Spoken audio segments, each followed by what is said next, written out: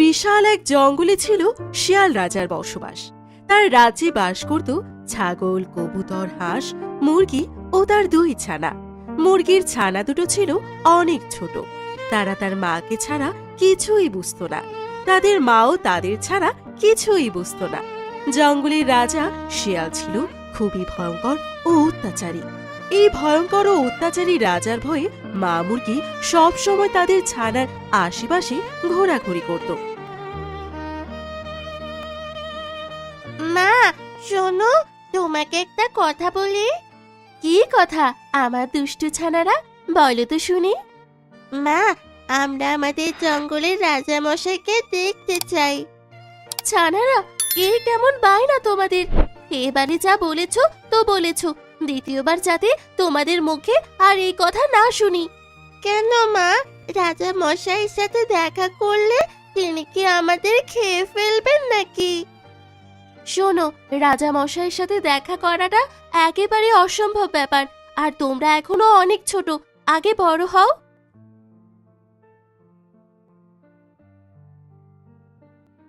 মা, মা, ও মা, আমরা তো এখন বড় হয়ে গেছি। আমাদের এখনই রাজা মশাইয়ের সাথে দেখা করতে নিয়ে যাও। না ছানারা, তোমরা আর জেদ করো না। তোমরা তার সম্বন্ধে জানো না। তার রাজ্যে খুব বিপদ, তিনি খুবই ভয়ঙ্কর। আমরা তোমার কোনো কথা শুনবো না। তুমি যদি আমাদের নিয়ে না যাও তাহলে আমরা একাই চলে যাব। এখন আমরা বড় হয়ে গেছি, বুঝলে? তোমরা এমন কথা বলো না, একটু বোঝার চেষ্টা করো। একে তো আমি তোমাদের বাবাকে হারিয়েছি, এখন তোমাদের হারাতে চাই না। তোমাদের ছাড়া আমি কিভাবে থাকবো বলো? না মা, আজকে আমরা তোমার কোনো কথাই শুনবো না।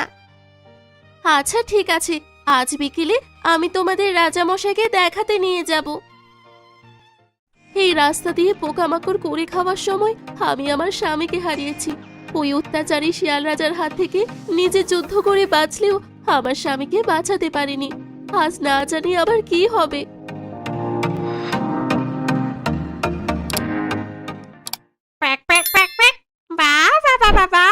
তোমাদেরকে দেখে আমার খুব ভালো লাগছে। তোমরা একসাথে সবাই কোথায় যাচ্ছ?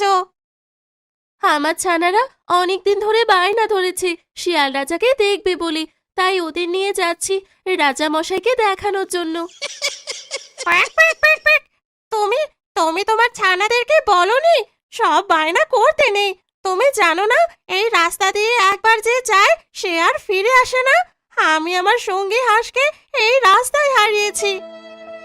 আমি ওদের অনেক বুঝিয়েছি, কিন্তু ওরা কিছুতেই আমার কথা শুনতে চাচ্ছে না।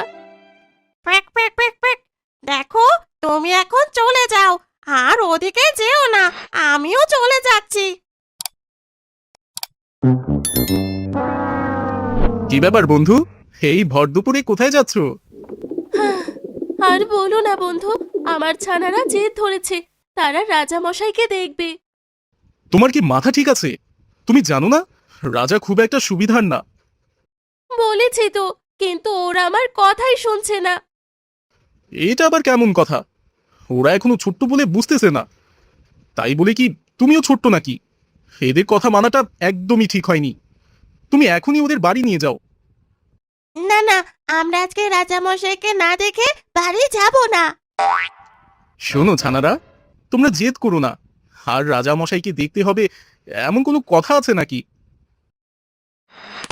এই কথা বলে কবুতর চলে যায়। কবুতরের কথা শুনে মুরগি খুবই বিচলিত হয়ে যায়, তার ছানাদের নিয়ে চলে যায়।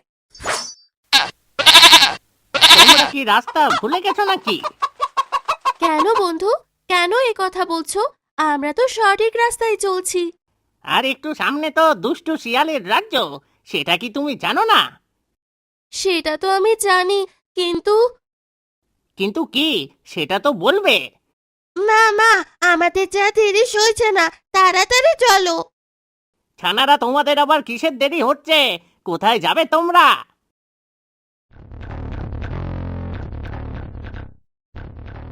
কি ব্যাপার মুরগি, তুমি তোমার ছানাদের নিয়ে গুহার বাহিরে দাঁড়িয়ে আছো কেন? ভেতরে আসো। না না রাজামশাই, আমার ছানারা আপনাকে দেখার জন্য বায়না ধরেছিল, তাই আপনাকে দেখানোর জন্য নিয়ে আসলাম। হ্যাঁ, এখন আমরা চলে যাই। সে কি, তা আবার হয় নাকি? তুমি তোমার নাদোষ নুদোষ ছানাদের নিয়ে আমার গুহায় প্রথমবার আসলে তোমাদেরকে আমি এমনিতে যেতে দিতে পারি? ছানারা চলো, পালাও, না হলে শিয়াল রাজা আমাদের খেয়ে ফেলবে।